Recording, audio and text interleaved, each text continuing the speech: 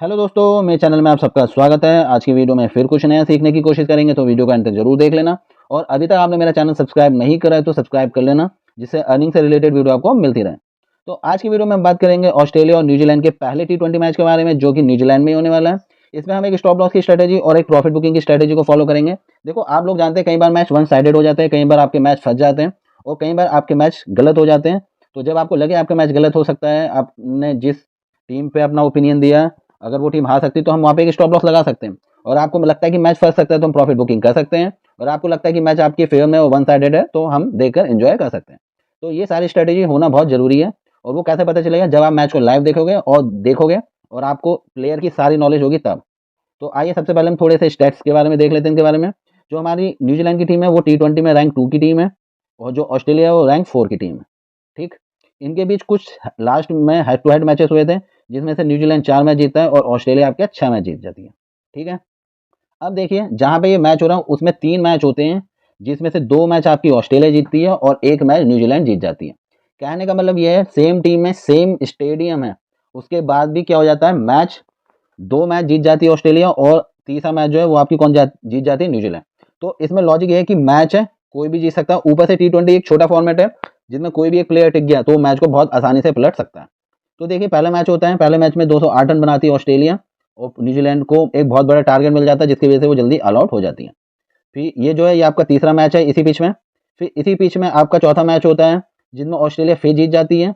156 run पे 6 wicket होते हैं और ये फिर से न्यूजीलैंड को ऑल आउट कर देते हैं। ठीक है, फिर ये एक फिफ्थ मैच होता है, जिसमें ऑस्ट्रेलिया जो होती है वो क्या हो जाती है, पहले बैटिंग करती है और फिर जो है वो न्यूजीलैंड चेज कर लेती है। देखो, टीम वही है, स्टेडियम वही है, फिर भी क्या हुआ, 2 मैच जीतने के बाद तीसरा मैच ऑस्ट्रेलिया हार जाती है। ठीक है, मैच है, कोई भी जीत सकता है। इसमें हमें बस एक स्ट्रेटेजी को फॉलो करना होता है, जो मैं हमेशा फॉलो करता हूँ। ठीक है, अब देखिए इसमें जो ऑस्ट्रेलिया की टीम गई है उसमें काफ़ी अच्छे अच्छे player, David Warner, Travis Head, Mitchell Marsh, Glenn Maxwell, J Inglis इनका जो है विकेट कीपर हो गया। मतलब ये मुझे उतना 100% परफॉर्मेंस वाला प्लेयर नहीं लगता है, लेकिन ठीक है। टिम डेविड है अच्छे प्लेयर, पैट कमिंस है, Adam Zampa, Nathan Ellis, Hazlewood, Mitchell Starc, Matt Short, Steve Smith और स्पेंसर जॉनसन। मतलब बॉलर देखा जाए तो उनके बिल्कुल ठीक है। मुझे एक बैट्समैन की कमी लग रही है कि इसमें स्टोइनिस को होना बहुत ज़रूरी था। ठीक है, चलो कोई नहीं, वो नहीं है तो कोई बात नहीं। मतलब ऑस्ट्रेलिया अपनी बढ़िया टीम लेके गई है न्यूजीलैंड। अब न्यूजीलैंड में 2 प्लेयर मिसिंग है, केन विलियमसन और डैरी मिचेल। वो मेन प्लेयर थे इनके, न्यूजीलैंड के, और फॉर्म में भी थे, तो वो मिसिंग है। फिन एलन आजकल फॉर्म में आ चुके हैं। डी कॉनवे की अभी परफॉर्मेंस थोड़ी सी डाउन चल रही है। विलियंग है, रचना विदम फॉर्म में बैटिंग बॉलिंग से। ग्लेन फिलिप्स भी अच्छा कर रहे हैं। मार्क चैपमैन की कम बैटिंग आती है, लेकिन ठीक है, अच्छे प्लेयर हैं। मिचेल सैंटनर बहुत बढ़िया बॉलर है। ये इनके जो है, इनके बढ़िया बॉलर हैं। अब बाकी ये जो है, ये जो नए बॉलर है 2, इनके बारे में थोड़ी कम डिटेल है। ये गेम को पलट भी सकते हो, नहीं भी। मतलब ये ज़्यादा कुछ फेमस नहीं है कि इनके बारे में मुझे ज़्यादा नॉलेज नहीं है। ठीक है, तो मतलब ऑस्ट्रेलिया की अच्छी टीम है। एक बैट्समैन मिसिंग है, जो मतलब अच्छा बैट्समैन हो सकता था। ठीक है, और यहाँ पे 2 बैट्समैन मिसिंग है, केन विलियमसन और डैरी मिचेल। ठीक है, बॉलर दोनों की ठीक है, बैटिंग भी ठीक है, मतलब ठीक है, अच्छा है। तो दोस्तों, जैसे कि हम देख रहे हैं कि जो ऑस्ट्रेलिया है वो न्यूजीलैंड का टूर कर रही है, कि मैच हमारा जो है वो न्यूजीलैंड में है, इसलिए न्यूजीलैंड को थोड़ा बेनिफिट मिल सकता है। लेकिन हम सब लोग जानते हैं कि ऑस्ट्रेलिया कितनी स्ट्रॉन्ग टीम है। तो हम जो देख रहे हैं कि यहाँ पे T20 की 3 सीरीज हैं। मेरे हिसाब से जो मेरी स्ट्रैटेजी रहती है कि स्ट्रॉन्ग टीम को देखो, और क्या वो पूरी सीरीज को मतलब पूरी सीरीज को क्या वो सीरीज को जीत सकती है?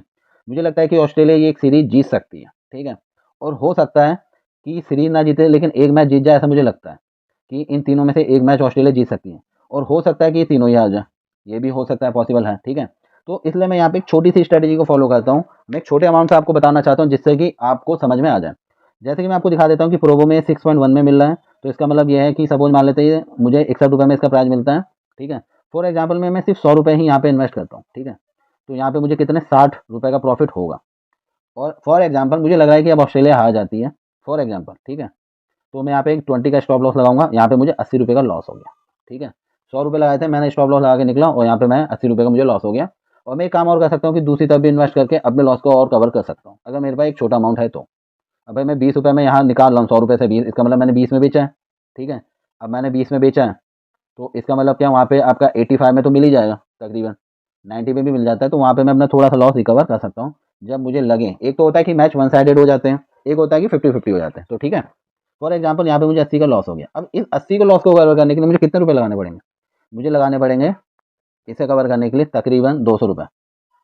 अब मैं 200 रुपये लगाऊंगा। ठीक है, अब सुनना, मुझे पर क्वांटिटी 60 रुपये मिल रहे थे, तो यहाँ पे मुझे 120 रुपये मिल जाएंगे 200 रुपये लगा के, ठीक है। 200 रुपये लगा के मुझे 120 रुपये मिलेंगे। अब 120 में से ये 80 का लॉस कवर हो जाएगा। अब फॉर एग्जांपल कि यहाँ पे मुझे ये मैच भी ऑस्ट्रेलिया हार गई, ये भी हार गई, यहाँ पे मुझे 80 का लॉस है और यहाँ पे मुझे कितने का होगा, अब यहाँ 80 का, तो यहाँ 160 का लॉस होगा क्योंकि एक स्टॉप लॉस लूँगा, बेच दूंगा टाइम पे। अब दोनों मिला के देखें तो मुझे 320 का लॉस हो रहा है, अच्छा खासा दोनों मैच में, ठीक है। अब मुझे पर उसमें 60 रुपये मिल रहे हैं, तो अब मैं यहाँ पे अगर 600 रुपये लगाता हूँ, ठीक है, तो मैं अपने इस पूरे लॉस को कवर कर लूँगा और हल्का सा प्रॉफिट में आऊँगा, सिर्फ प्रॉफिट में आऊँगा हल्का सा, मतलब ये मान लो कुल मिला के मेरा लॉस ही कवर होगा क्योंकि बाकी जो अमाउंट है वो चार्ज में भी कट जाएगा, ठीक है। तो आपने देखा ये स्ट्रैटेजी कितनी रिस्की है, क्योंकि अगर ये हमारे 2 मैच गलत हो गए तो तीसरे में हमें एक अच्छा अमाउंट लगाना पड़ जाएगा और उसे सिर्फ रिकवरी होगी, ना कि प्रॉफिट होगा, ठीक है। इसलिए कभी भी बड़े अमाउंट से ट्रेड मत करो, मतलब जब तक आपको एक्स्ट्रा नॉलेज ना हो या पूरे कॉन्फिडेंस ना हो, ठीक है। मैं तो हमेशा से ये चाहता हूँ कि जो मैं पहला मैच है वो मेरा गलत ही हो, जिससे कि मैं दूसरे मैच में एक अच्छा अमाउंट इन्वेस्ट कर सकूँ। लेकिन कई बार ऐसा नहीं होता है, तो पहले मैच में अगर जीत जाओ तो आप जानते हो कि छोटा सा ही प्रॉफिट मिल पाता है, फिर दूसरे में हिम्मत नहीं होती। तो बहुत सारी यहाँ पे स्ट्रैटेजी है, आप अपने हिसाब से स्ट्रैटेजी बनाकर स्ट्रैटेजी को फॉलो कर सकते हो, ठीक है। तो आपके हिसाब से आपको क्या लगता है कौन सी टीम जीत सकती है, न्यूजीलैंड या फिर ऑस्ट्रेलिया? आप कमेंट करके मुझे बता देना।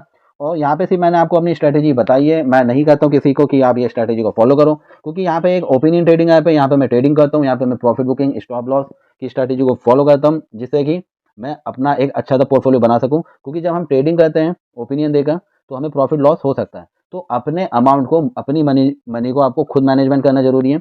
हो सकता है कि ये मैं तीनों मैच हार जाऊँ, ठीक है, आप लोग मेरे को जानते हो पहले से, अगर मैं इस तीनों मैच में हार जाऊंगा और मतलब कंट्रोल में मैं अमाउंट लगा रहा हूँ, तो मैं अगले मैचेस में भी कम बैक के लिए खेल सकता हूँ।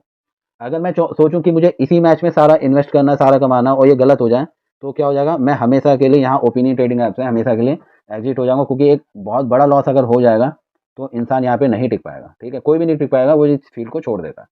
तो इसलिए हमेशा कैसे करो, अपनी मनी को मैनेज करके रखो, जिससे कि आप, क्योंकि देखो हम जिस फील्ड में हैं, इस फील्ड में लॉस होने के चांसेस हैं।